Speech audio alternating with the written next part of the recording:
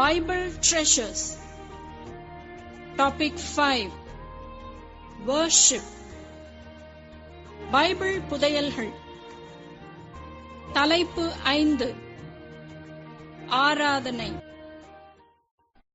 Welcome to the Sound Doctrine Telecast. ஆரோக்கிய உபதேச ஒளிபரப்புக்கு உங்களை அன்புடன் வரவேற்கிறோம். These are the days of the Holy Spirit. இந்த நாட்கள் பரிசுத்த ஆவியானவரின் நாட்கள். That's according to what God has promised through prophet Joel. யோவேல் தீர்க்கதரிசியின் மூலமாக தேவன் வாக்குத்தத்தம் செய்தது அதுதான். In the last days I will pour out of my spirit upon all flesh. கடைசி நாட்களில் மாம்சமான யாவர் மேலும் என் ஆவியை ஊற்றுவேன் என்று சொன்னார். We are living in those last days. இந்த கடைசி நாட்களிலே நாம் வாழ்ந்து கொண்டிருக்கிறோம். These last days in which we are living began 2000 years ago. நாம் வாழ்ந்து கொண்டிருக்கிற இந்த கடைசி நாட்கள் 2000 ஆண்டுகளுக்கு முன்பு துவங்கின. That was the time when the Holy Spirit, the third person of divine Trinity, descended on the earth. அக்காலங்களில்தான் திரியேகத்தினுடைய மூன்றாவது நபராகிய பரிசுத்த ஆவியானவர் பூமியின் மேல் இறங்கினார். So we call these days as the dispensation of the Holy Spirit. ஆகவே இந்த நாட்களை பரிசுத்த ஆவியானவரின் யுகம் என்று நாம் அழைக்கிறோம். One of the outstanding benefits of the Holy Spirit who has come into our midst is to lead us into all truth. இந்த பரிசுத்த ஆவியானவர் நமது மத்தியிலே வந்ததன் மிக பெரிய ஒரு பலன் என்னவென்று சொன்னால் சகல சத்தியத்துக்குள்ளும் நம்மை நடத்தும்படியாக. That's what exactly Jesus said. இதைதான் துரிதமாய் இயேசு சொன்னார். Please turn with us to John's Gospel 16th chapter. யோவான் 16வது அத்தியாயம். என்னோடு கூட பாருங்கள். Look at the 13th verse. 13வது வசனத்தை பாருங்கள். When he, the Spirit of truth, has come, he will guide you into all truth. சத்திய ஆவியாகிய அவர் வரும்போது சகல சத்தியத்துக்குள்ளும் உங்களை நடத்துவார். Look at the name that Jesus has given to the Holy Spirit. பரிசுத்த ஆவியானவருக்கு இயேசுவானவர் கொடுத்த பெயரை பாருங்கள். He is the Spirit of truth. சத்திய ஆவியானவர். As the Spirit of truth, his ministry is to lead us or guide us into all truth. சத்திய ஆவியான அவர் நம்மை சகல சத்தியத்துக்குள்ளும் நடத்துவதே அவருடைய கடமையாய் காணப்படுகிறது. Immediately there comes a question, what is the truth? உடனே ஒரு கேள்வி எழும்பும், சத்தியம் என்றால் என்ன? Now we can again refer to the Lord Jesus Christ for an exact answer. ஆண்டவராகிய இயேசு கிறிஸ்துவினிடத்திலேயே இதற்கு சரியான விடையை காண நாம் மீண்டும் அவரிடத்தில் செல்லலாம். Turn with us to John's Gospel 17th chapter. யோவான் சுவிசேஷம் 17வது அத்தியாயத்துக்கு என்னோடு கூட பாருங்கள். Look at the 17th verse. 17வது வசனத்தை பாருங்கள். This chapter we call the high priestly prayer of Jesus Christ. இயேசுவானவர் ஏறெடுத்த பிரதான ஆசாரிய ஜெபம் என்று இந்த அதிகாரத்தை நாம் அழைக்கிறோம். And somewhere in the middle Jesus made this statement. இதன் இடையில் தான் இயேசுவானவர் இந்த கூற்றை சொல்கிறார். John 17:17. யோவான் 17:17. Sanctify them by your truth, your word is truth. உம்முடைய சத்தியத்தினாலே அவர்களை பரிசுத்தமாக்கும், உம்முடைய வசனமே சத்தியம். What is the truth? சத்தியம் என்ன?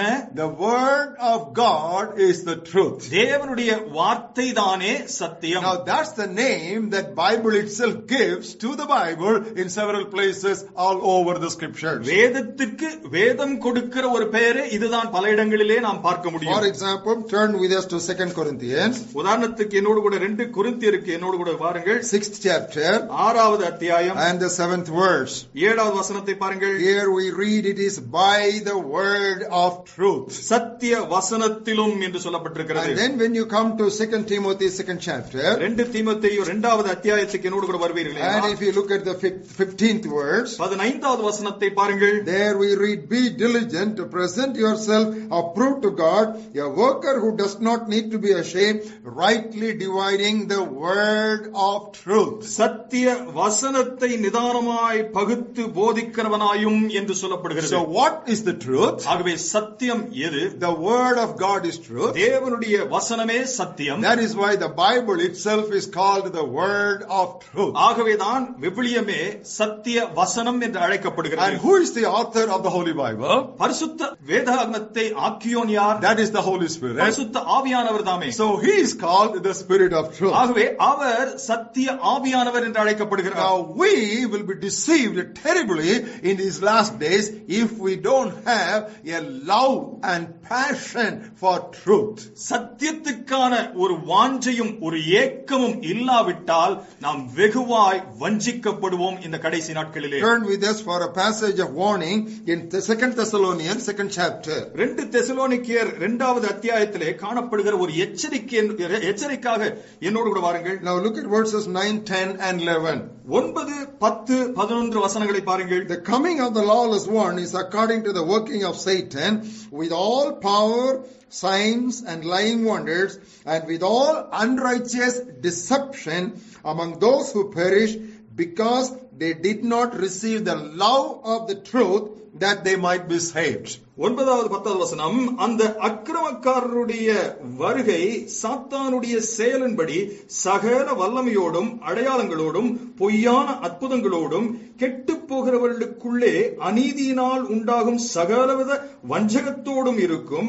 ரட்சிக்கப்படத்தக்கதாய் சத்தியத்தின் மேலுள்ள அன்பை அவர்கள் அங்கீகரிக்காமற் போனபடியினால் அப்படி நடக்கும். You know, it is because they don't have a love for the truth, there will be a strong deception. சத்தியத்தின் பேரிலே அவர்களுக்கு ஒரு அன்பு இல்லாததனாலே வஞ்சகம் வெகுவாய் காணப்படும். Now that is repeated in the 11th verse. இது 11வது வசனத்திலே மீண்டுமாய் வலியுறுத்தப்படுகிறது. And for this reason God will send them strong delusion that they would believe the lie. ஆகையால் சத்தியத்தை விசுவாசியாமல் அநீதியில் பிரியப்படுகிற யாவரும் ஆக்கப்படும்படிக்கு அவர்கள் பொய்யை விசுவாசிக்கத்தக்கதாக கொடிய வஞ்சகத்தை தேவன் அவர்களுக்கு அனுப்புவார். The deception is terrible and the delusion is strong because people do not love the truth and they have to ultimately settle down for a lie. வஞ்சகமானது மிகவும் கொடூரமாயிருக்கிறது. காரணம் சத்தியத்தை அவர்கள் நேசியாதபடியினாலே பொய்யை ஏற்றுக்கொள்ளத்தான் வேண்டும். Beloved, this is what we are seeing prevalently all over Christendom. பிரியமானவர்களே, கிறிஸ்தவ வட்டாரங்கள் எங்குமாய் நாம் பார்க்கிற பிரபலமான ஒரு காரியம் இதுதான். What do we observe? என்னத்தை பார்க்கிறோம்? Untruth is more popular than truth itself. அசத்தியமானது சத்தியத்தை விட மிகவும் பிரபலமாயிருக்கிறது. Because people are not ready and open for correction, truth of God's word has perished in the streets. திருத்துதலுக்கு ஜனங்கள் ஆயத்தமாய் இல்லாதபடியினாலே தெருக்களிலேயே சத்தியம் மாண்டு கிடக்கிறது. Now that's what exactly was the lamentation of prophet Jeremiah. எரேமியா தீர்க்கதரிசி புலம்பின காரியம் இதுதான். Turn with us to book of Jeremiah 7th chapter. எரேமியா 7வது அத்தியாயத்துக்கு என்னோடு கூட பாருங்கள். Look at the 28th verse. 28வது வசனத்தை பாருங்கள். This is a nation that does not obey the voice of the Lord their God nor receive correction. ஆகையால் தங்கள் தேவனாகிய கர்த்தருடைய சத்தத்தை கேளாமலும் புத்தியை ஏற்றுக்கொள்ளாமலும் இருக்கிற ஜாதி இதுதான் என்றும், Truth has perished and has been cut off from their mouths. சத்தியம் அழிந்து அது அவர்கள் வாயிலிருந்து அற்றுப்போனதென்றும் அவர்களுக்கு சொல். When you don't really open your hearts and minds to receive correction from God's word, you will be cut off from the truth of God's word. தேவனுடைய வார்த்தையிலிருந்து திருத்துதலை ஏற்றுக்கொள்வதற்கு நீங்கள் திறந்த மனம் உள்ளவர்களாய் இல்லாத பொழுது நீங்கள் சத்தியத்திலிருந்து அறவே துண்டிக்கப்படுவீர்கள். This telecast is dedicated to bring you back to the truth of God's word. தேவனுடைய சத்திய வார்த்தையிலே காணப்படுகிற சத்தியத்துக்கு உங்களை மீண்டுமாய் ஈர்க்கும்படியாகவே இந்த நிகழ்ச்சிகள் உங்களுக்கு கொடுக்கப்படுகிறது. In this series of talks we are teaching you the subject of Christian worship. இந்த தொடர் போதனைகளிலே நாங்கள் கிறிஸ்தவ ஆராதனையை குறித்து போதித்து வருகிறோம். The title that is before us is How Not to Worship. நமக்கு முன்பாக இருக்கிற தலைப்பு எப்படி ஆராதிக்க கூடாது. So far we have done 3 lessons. இதுவரையிலும் 3 பாடங்களை பார்த்திருக்கிறோம். Lesson number 1. முதல் பாடம், Do not worship for personal enjoyment. சுய மகிழ்வுக்கென்று சொல்லி ஆராதிக்க வேண்டாம். Number 2. இரண்டாவதாக, Do not sacrifice the scriptures for the spirit. ஆவி என்று சொல்லி வசனத்தை விட்டுவிட வேண்டாம். Last week we studied lesson number 3. சென்ற வாரத்திலே 3வது பாடத்தை பார்த்தோம். Do not leave the spirit for the content. கருத்து செறிவுக்கு என்று சொல்லி ஆவியானவரை விட்டுவிட வேண்டாம். Now today we will move on to lesson number 4. இன்றைக்கு 4வது பாடத்துக்கு நாம் கடந்து வருவோம். Do not forget the Father. பிதாவை மறந்துவிட வேண்டாம். How not to worship. எப்படி ஆராதிக்க கூடாது. Do not forget the Father. பிதாவை மறந்துவிட வேண்டாம். Most of the modern songs and choruses that we today used in worship are all around Jesus, and there is a total neglect of the Father. சமீப காலங்களிலே நாம் ஆராதனைக்கென்று பயன்படுத்தி வருகிற பாடல்கள் பல்லவைகளிலே அதிகமாய் பிதாவை ஒதுக்கிவிட்டு நாம் பாடல்களை ஏற்றி இருக்கிறோம். And mostly it is around Jesus only. இயேசுவை மாத்திரம் மையமாய் கொண்டிருக்கிற பாடல்களாய் காணப்படுகிறது. But if we thoroughly study the scriptures, ஆனால் வேதத்தை தெளிவாய் ஆராய்ந்து பார்ப்போமேயானால் it is the Father God who primarily seeks worshippers unto him. பிதாவாகிய தேவன்தான் ஆராதனையாளர்களை, மெய்யான ஆராதனையாளர்களை தேடுகிறவராய் காணப்படுகிறார். That's what exactly Jesus clearly told that woman by the well in Samaria. சமாரிய ஸ்திரீயை பார்த்து அந்த குளத்தண்டையிலே இயேசுவானவர் பேசும்பொழுது இதைதான் வலியுறுத்தினார். Turn with us to John's Gospel 4th chapter. யோவான் சுவிசேஷம் 4வது அத்தியாயத்துக்கு என்னோடு கூட வாருங்கள். We read verse 23 to you. உங்களுக்கு 23வது வசனத்தை வாசித்து காண்பிக்கிறேன். The hour is coming and now is when the true worshippers will worship the Father in spirit and truth, for the Father is seeking such to worship him. உண்மையாய் தொழுது கொள்ளுகிறவர்கள் பிதாவை ஆவியோடும் உண்மையோடும் தொழுது கொள்ளும் காலம் வரும், இது இப்பொழுதே வந்திருக்கிறது. தம்மை தொழுது கொள்ளுகிறவர்கள் இப்படிப்பட்டவர்களாய் இருக்கும்படி பிதாவானவர் விரும்புகிறார். You see, it is the Father's passion, and it is the Father who is going after people from whom he can get true worshippers. பிதாவினுடைய ஏக்கமாய் காணப்படுகிறது. மெய்யாய் தன்னை ஆராதிக்கிறவர்களை அவர்தானே தேடுகிறதாக நாம் பார்க்கிறோம். Now this truth is consistently taught throughout the Bible. வேதம் எங்கிலுமே முழுமையிலுமே இந்த சத்தியமானது தொடர்ச்சியாய் போதிக்கப்படுகிறதை பார்க்கிறோம். Come along with us to look at a few scripture passages. ஒரு சில வசன பகுதிகளை என்னோடு கூட பார்க்கும்படியாக வாருங்கள். Turn with us first of all to Philippians 3rd chapter. பிலிப்பியர் 3வது அத்தியாயத்துக்கு என்னோடு கூட வாருங்கள். And we look at verse 3. 3வது வசனத்தை பாருங்கள். We are the circumcision who worship God in the Spirit and rejoice in Christ Jesus. ஆவியினால் தேவனுக்கு ஆராதனை செய்து கிறிஸ்து இயேசுவுக்குள் மேன்மை பாராட்டுகிற நாமே விருத்த சேதனம் உள்ளவர்கள். Whom do we worship? யாரை ஆராதிக்கிறோம்? We worship God. தேவனை ஆராதிக்கிறோம். How do we worship? எப்படி ஆராதிக்கிறோம்? We worship God in the Spirit. ஆவியானவர் மூலமாய் தேவனை ஆராதிக்கிறோம். And what is the result of that worship? இந்த ஆராதனையின் விளைவு என்ன? We rejoice in Christ Jesus. கிறிஸ்து இயேசுவுக்குள் மேன்மை பாராட்டுகிறோம். We worship God. தேவனை ஆராதிக்கிறோம். In the Spirit. ஆவியினாலே ஆராதிக்கிறோம். And rejoice in Christ Jesus. கிறிஸ்து இயேசுவுக்குள் மகிழ்கிறோம். Now come with us to the book of Colossians. கொலோசியர் நிருபத்துக்கு என்னோடு கூட பாருங்கள். Look at the first chapter. முதல் அத்தியாயத்தை பாருங்கள். And we'll read verse 3 unto you. உங்களுக்கு தமிழிலே 5வது வசனத்தை வாசிக்கிறேன். We give thanks to the God and the Father of our Lord Jesus Christ, praying always for you. நம்முடைய கர்த்தராகிய இயேசு கிறிஸ்துவின் பிதாவாகிய தேவனுக்கு ஸ்தோத்திரம் செலுத்தி என்று சொல்லப்படுகிறது. Whom do we give thanks unto? யாருக்கு ஸ்தோத்திரம் செலுத்துகிறோம்? To God. Who is that God? The Father of our Lord Jesus Christ. தேவனுக்கு யார் அந்த தேவன்? பிதாவானவர், இயேசுவின் பிதாவானவர். Now the same truth is given to us in book of James 3rd chapter. யாக்கோபு 3வது அத்தியாயத்திலும் இதே சத்தியமானது சொல்லப்படுகிறது. Please turn with us to book of James 3rd chapter. யாக்கோபு 3வது அத்தியாயம் and look at the 9th verse. 9வது வசனத்துக்கு வாருங்கள். Say, we bless our God and Father. நாம் பிதாவாகிய தேவனை துதிக்கிறோம். So we worship God the Father. We worship God the Father of our Lord Jesus Christ. ஆண்டவராகிய இயேசு கிறிஸ்துவின் பிதாவாகிய தேவனை நாம் ஆராதிக்கிறோம். Now immediately there comes a question. உடனே ஒரு கேள்வி எழும். Where does Jesus come in all this worship? இதெல்லாம் இயேசு எங்கே இடம் பெறுகிறார்? Now that also is clearly taught to us in the Holy Bible. வேதத்திலே இதுவும் நமக்கு தெளிவாக போதிக்கப்பட்டிருக்கிறது. Turn with us to the book of Ephesians 5th chapter. எபேசியர் 5வது அத்தியாயத்துக்கு என்னோடு கூட பாருங்கள். Look at the 20th verse. 20வது வசனத்தை பாருங்கள். Giving thanks always for all things to God the Father in the name of our Lord Jesus Christ. நம்முடைய கர்த்தராகிய இயேசு கிறிஸ்துவின் நாமத்தினாலே எப்பொழுதும் எல்லாவற்றுக்காகவும் பிதாவாகிய தேவனை ஸ்தோத்திரித்து. Whom do we worship or whom do we give thanks unto? யாரை ஆராதித்து யாருக்கு ஸ்தோத்திரம் செலுத்துகிறோம்? To God the Father. பிதாவாகிய தேவனுக்கு. How do we do it? எப்படி செய்கிறோம்? In the name of our Lord Jesus Christ. இயேசு கிறிஸ்துவின்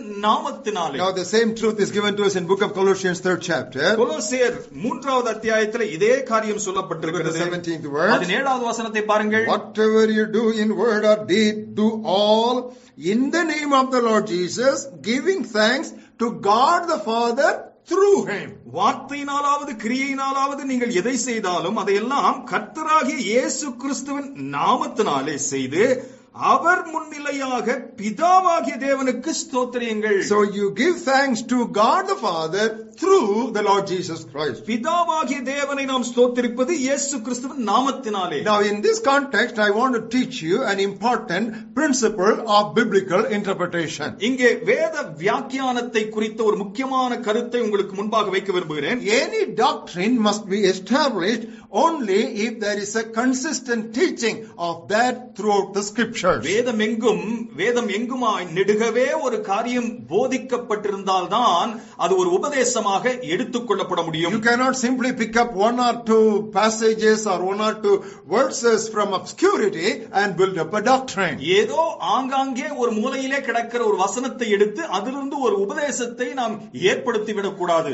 I will just teach you that principle that is very clearly given to us in 2 Corinthians 13th chapter. 2 கொரிந்தியர் 13வது அத்தியாயத்திலே இந்த விதிமுறையானது நமக்கு தெளிவாய் விளக்கப்பட்டிருக்கிறதை உங்களுக்கு காண்பிக்கிறேன். Read the first two verses. முதல் இரண்டு வசனங்களை வாசிக்கிறேன். Here is Paul writing to the Corinthian church. கொரிந்திய திருச்சபைக்கு பவுல் எழுதுகிறார். This is the third time I am coming to you. இந்த மூன்றாம் தரம் நான் உங்களிடத்திற்கு வருகிறேன். By the mouth of 2 or 3 witnesses every word shall be established. சகல காரியங்களும் 2-3 சாட்சிகளுடைய வாக்கினால் நிறைவேறப்படும். I have told you before and foretell as I were to present the second time, and now being absent I write these things unto you. நான் இரண்டாம் தரம் உங்களிடத்தில் இருந்தபோது சொன்னது போல இப்பொழுது தூரமாயிருந்தும் உங்களிடத்தில் இருக்கிறவனாக நான் மறுபடியும் சொல்கிறேன். You know, there are 3 things. 3 times he is mentioning the same truth. 3 முறையாக அதே சத்தியத்தை வலியுறுத்துகிறார். I already told you before. ஏற்கனவே ஒரு முறை சொல்லி இருக்கிறேன். And now then I repeated it. மீண்டுமாய் அதை நான் வலியுறுத்தினேன். Now I am writing it unto you. இப்பொழுது மூன்றாவது தரம் எழுதுகிறேன். Because he was giving teaching and he was giving doctrines to the churches. போதனை கொடுத்துக் கொண்டிருக்கிறார், சபைகளுக்கு போதனையை கொடுத்துக் கொண்டிருக்கிறார். And then he says by the word of 2 or 3 witnesses everything shall be established. என் பிறகு சொல்கிறார் 2-3 சாட்சிகள் மூலமாக இது நிலைநிறுத்தப்படும். Now immediately then there come another question. மீண்டுமாய் ஒரு கேள்வி இப்பொழுது எழலாம். Should we not worship Jesus Christ at all? இயேசுவானவரை ஆராதிக்கவே கூடாதா? No, that is not what we are telling you now. நாங்கள் சொல்கிறது அது கிடையாது. The ultimate worship has to go to God the Father. முடிவான ஆராதனை பிதாவையே போய் சேர வேண்டும். Once again, மீண்டுமாய் சொல்கிறேன். the ultimate worship must go to God the Father. முடிவான ஆராதனை பிதாவையே போய் சேர வேண்டும். I will give you some sample text, then you will appreciate that truth. ஒரு சில எடுத்துக்காட்டு வசனங்களை உங்களுக்கு சொல்லும் பொழுது இதை நீங்கள் பாராட்ட முடியும். That is a very familiar passage in Philippians 2nd chapter. பிலிப்பியர் 2வது அத்தியாயத்திலே மிகவும் அறிமுகமான ஒரு வசனம். We have got several choruses we sing with that content. இந்த வசனத்தை கொண்டு சில பல்லவிகளையும் பாடுகிறோம். Now we'll read from verse 9 to 11. Please follow it carefully. 9 11 வரை உள்ள வசனங்களை வாசிக்கிறேன். God has highly exalted him and given him the name which is above every name, that at the name of Jesus every knee should bow, of those in heaven and of those on the earth and those under the earth, and every tongue should confess that Jesus Christ is Lord. It doesn't stop there. To the glory of God the Father. ஆதலால் தேவன் எல்லாவற்றுக்கும் மேலாக அவரை உயர்த்தி இயேசுவின் நாமத்தில் வானோர் பூதலத்தோர் பூமியின் கீழானோருடைய முழங்கால் யாவும் முடங்கும்படிக்கும் பிதாவாகிய தேவனுக்கு மகிமையாக இயேசு கிறிஸ்து கர்த்தர் என்று நாவுகள் யாவும் அறிக்கை பண்ணும்படி. You know, every time we say every knee shall bow, எப்பொழுதெல்லாம் முழங்கால்கள் முடங்க வேண்டும் என்று சொல்கிறோம். and every time we say that every tongue shall confess that Jesus Christ is Lord. இயேசுவே ஆண்டவர் என்று நாவுகள் முடங்க வேண்டும் என்று சொல்கிறோம். But ultimately the Bible says it is all to the glory of God the Father. ஆனால் முடிவாக இவைகளெல்லாம் பிதாவாகிய தேவனுக்கு என்று வேதம் நமக்கு சொல்லுகிறது. Now if you turn with us to a very interesting passage in book of Hebrews, எபிரேய நிருபத்திலே சொல்லப்பட்டிருக்கிற ஒரு சுவாரஸ்யமான பகுதிக்கு வாருங்கள். 2nd chapter, 2வது அத்தியாயம், look at the 12th verse. 12வது வசனத்தை Here we find Jesus Christ himself worshiping God the Father. இயேசுவானவரே பிதாவை ஆராதிக்கிற ஒரு சம்பவத்தை பாருங்கள். This is what he is confessing before his Father. பிதாவுக்கு முன்பாக அவர் அறிக்கை செய்கிறதை பாருங்கள். I will declare your name to my brothers in the midst of the congregation. I will sing praise unto you, says Jesus. உம்முடைய நாமத்தை என் சகோதரருக்கு அறிவித்து சபை நடுவில் உம்மை துதித்து பாடுவேன் என்று சொல்கிறார். Now we will turn your attention to another passage with which we are all very familiar. மிகவும் அறிமுகமான ஒரு வசன பகுதியை பாருங்கள். And 14th chapter of John's Gospel. யோவான் 14வது அத்தியாயம். And look at the 6th verse. 6வது வசனத்தை பாருங்கள். Jesus said, I am the way. இயேசு சொன்னார், நானே வழி. For what? எதற்கு? I am the way. நானே வழி. I am not the way unto myself. I am the way for what? என்னிடத்திலேயே சேர்வதற்கு நான் வழி அல்ல. எதற்கு வழியாய் அமைகிறேன்? No one comes to the Father except through me. ஒருவனும் பிதாவினிடத்தில் என்னை அல்லாமல் வரான். In other words, Jesus is the way, but the ultimate destination is God the Father. மறு வார்த்தைகளிலே இயேசு வழியாய் இருக்கிறார், போய் சேர வேண்டிய இடமோ பிதாவானவர். Now that truth is again amplified for us in Ephesians 4th chapter. மீண்டுமாக எபேசியர் 4வது அத்தியாயத்தில் இந்த சத்தியமானது நமக்கு தெளிவாய் எடுத்துரைக்கப்பட்டிருக்கிறது. There we have got the 7 oneness factors. அங்கே ஒற்றுமை குறித்த 7 காரியங்கள் சொல்லப்பட்டிருக்கிறது. ஒருமனப்பாட்டை குறித்த காரியங்கள். 4th chapter. 4வது அத்தியாயம். We'll read from verse 4 to 6. 4வது வசனத்திலிருந்து 6வது வசனம் வரையிலும் வாசிக்கிறேன். There is one body, ஒரே சரீரம், and one spirit, ஒரே ஆவி, one hope, ஒரே நம்பிக்கை, one Lord, ஒரே ஆண்டவர், one faith, ஒரே விசுவாசம், one baptism. ஒரே ஞானஸ்நானம். After saying all that, எல்லாம் சொல்லிவிட்டு it says one God and Father of all, who is above all, through all, and in you all. எல்லாருக்கும் ஒரே தேவனும் பிதாவும் உண்டு. அவர் எல்லார் மேலும் எல்லாரோடும் உங்கள் எல்லாருக்குள்ளும் இருக்கிறவர். You know, when you talk about one Lord or one Spirit, there is no such explanation. ஒரு ஆண்டவர், ஒரு ஆவியானவர் என்று சொல்லும் பொழுது எந்த விளக்கமும் இல்லை. But it says one God and Father. It says who is above all, through all, and in you all. ஒரே தேவனும் பிதாவும் என்று சொல்லிவிட்டு எல்லார் மேலும் எல்லாரோடும் எல்லாருக்குள்ளும் என்று சொல்கிறார். That is why in the final stage, beloved, the Son of God, Jesus Christ, also will subject himself to the Father. ஆகவேதான் கடைசி கட்டத்திலே இயேசுவானவரும் கூட குமாரனும் கூட பிதாவுக்கு முன்பாக தன்னை சமர்ப்பிப்பார். It's a very delicate truth. இது மிகவும் நாம் ஏற்றுக்கொள்ள வேண்டிய ஒரு சத்தியமாய் இருக்கிறது. 1 Corinthians 15th chapter. 1 கொரிந்தியர் 15வது அத்தியாயம். Look at the 28th verse. 28வது வசனத்தை பாருங்கள். Now when all things are made subject to him, then the Son himself will also be subject to him who put all things under him, so that God may be all in all. 28வது வசனம். சகலமும் அவருக்கு கீழ்ப்பட்டிருக்கும் போது தேவனே சகலத்திலும் சகலமுமாய் இருப்பதற்கு குமாரன் தாமும் தமக்கு சகலத்தையும் கீழ்ப்படுத்தினவருக்கு கீழ்ப்பட்டிருப்பார். How crystal clearly the Bible puts this doctrine. எவ்வளவு தென்னந்தெளிவாய் வேதம் இந்த சத்தியத்தை நமக்கு எடுத்துரைக்கிறது. Immediately somebody asks another question. உடனடியாக வேறொரு கேள்வியை ஒரு சிலர் கேட்பார்கள். Brother, in the book of Revelation we read about worship directly to the Lamb of God. ஆட்டுக்குட்டியானவருக்கு நேரடியான ஆராதனையை நாம் வெளிப்படுத்தின விசேஷத்திலே பார்க்கிறோமே சகோதரனே.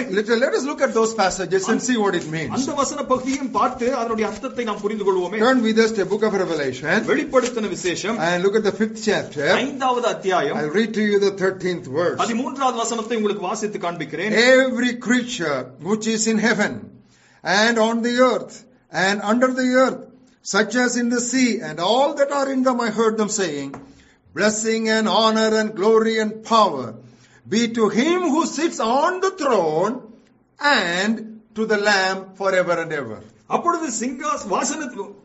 அப்பொழுது வானத்திலும் பூமியிலும் பூமியின் கீழ் இருக்கிற சிருஷ்டிகள் யாவும் சமுத்திரத்துள்ளவைகள் யாவும் அவற்றுள்ள வஸ்துக்கள் யாவும் சிங்காசனத்தின் மேல் வீற்றிருக்கிறவருக்கும் ஆட்டுக்குட்டியானவருக்கும் ஸ்தோத்திரமும் கனமும் மகிமையும் வல்லமையும் சதா காலங்களும் உண்டாவதாக என்று சொல்ல கேட்டேன். Worship unto the one who is on the throne and to the Lamb of God. சிங்காசனத்தின் மேல் வீற்றிருக்கிறவருக்கும் ஆட்டுக்குட்டியானவருக்கும் ஆராதனை. Now turn with us to Revelation 7th chapter. 7வது அத்தியாயத்துக்கு என்னோடு கூட பாருங்கள். And look at the 9th and the 10th verses. 9-10 வசனங்களை பாருங்கள். Even towards the end of the 10th chapter, 10th verse, what do we read? 10வது வசனத்தினுடைய கடைசி பகுதியில் என்ன பார்க்கிறோம்? Salvation belongs to our God who sits on the throne and to the Lamb. ரட்சிப்பின் மகிமை சிங்காசனத்தின் மேல் வீற்றிருக்கிற எங்கள் தேவனுக்கும் ஆட்டுக்குட்டியானவருக்கும் உண்டாவதாக. What does it mean?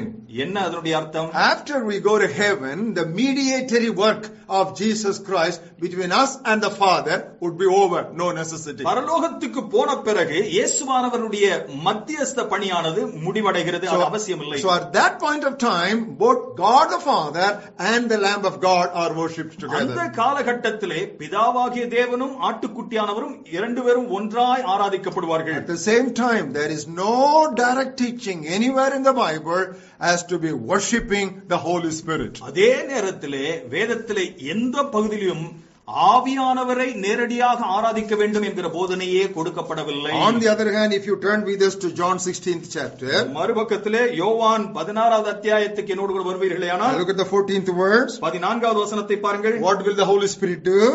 பரிசுத்த ஆவியானவர் என்ன செய்வார்? Jesus said, He will glorify me. என்னை மகிமைப்படுத்துவார் என்று சொல்கிறார். The Holy Spirit will glorify me, said the Lord Jesus Christ. ஆண்டவராகிய இயேசுவானவர் சொல்கிறார், பரிசுத்த ஆவியானவர் என்னை மகிமைப்படுத்துவார். And if you look at the 17th chapter, 17வது அத்தியாயத்தை பார்ப்பீர்கள். and if you look at the 4th verse, 4வது வசனத்தை பாருங்கள். Here is Jesus telling the Father, I have glorified you. நான் உம்மை மகிமைப்படுத்தினேன். Are you able to see the order? அதனுடைய வரிசையை பார்க்க முடிகிறதா? The Holy Spirit glorifies the Son. பரிசுத்த ஆவியானவர் குமாரனை மகிமைப்படுத்துகிறார். And Lord Jesus Christ, He glorifies His Father. ஆண்டவராகிய இயேசு கிறிஸ்துவானவர் பிதாவானவரை மகிமைப்படுத்துகிறார். Beloved, the Father and the Son and the Holy Spirit, they are co-equal. பிதாவானவரும் குமாரனும் பரிசுத்த ஆவியானவரும் ஒரே சரிசமமாய் இருக்கிறார்கள். But in the divine order, we have to always accept and take without any question what the Bible has so crystal clearly taught us. ஆனால் அந்த தெய்வீக வரிசையின் பிரகாரமாக வேதம் நமக்கு தென்னந்தெளிவாய் போதித்திருக்கிறதை அப்படியே ஏற்றுக்கொள்ள வேண்டும். God the Father must be worshipped. பிதாவாகிய தேவனானவர் ஆராதிக்கப்பட வேண்டும். In the name of the Lord Jesus Christ. ஆண்டவராகிய இயேசு கிறிஸ்துவின் நாமத்தினாலே. By the power and enablement of the Holy Spirit. பரிசுத்த ஆவியானவருடைய வல்லமையினாலே. How not to worship? எப்படி ஆராதிக்க கூடாது? Do not forget the Father. பிதாவானவரை மறந்துவிட வேண்டாம். Shall we pray? ஜெபிப்போமா? Gracious Heavenly Father, கிருபையுள்ள பரம தகப்பனே, we worship you. உம்மை ஆராதிக்கிறோம். We praise you. உம்மை துதிக்கிறோம். We adore you. உம்மை ஸ்தோத்திரிக்கிறோம். Thou art God. நீர் தேவன். Thou art the creator of heaven and earth. வானத்தையும் பூமியும் சிருஷ்டித்த தேவன் நீர். We give all glory unto you. உமக்கே எல்லா மகிமையும் செலுத்துகிறோம். Because all power and dominion, they belong to you. வல்லமையும் மாட்சிமையும் உமக்குரியது. Father, we thank you for your love that you gave us, you showed to us through your Son. உம்முடைய குமாரன் மூலமாய் நீர் எங்களுக்கு வெளிப்படுத்தின அன்புக்காக உம்மை ஸ்தோத்திரிக்கிறோம் பிதாவே. We thank you, Father, for the Holy Spirit who makes it understandable to us. எங்களுக்கு இதை புரியும்படியாக செய்கிற ஆவியானவருக்காக உமக்கு நன்றி பிதாவே. We give you all glory and honor. உமக்கு துதி கனம் செலுத்துகிறோம். In the name of Jesus, we worship you and praise you. ஆண்டவராகிய இயேசுவின் நாமத்திலே உம்மை ஸ்தோத்திரித்து துதிக்கிறோம். Amen. ஆமென்.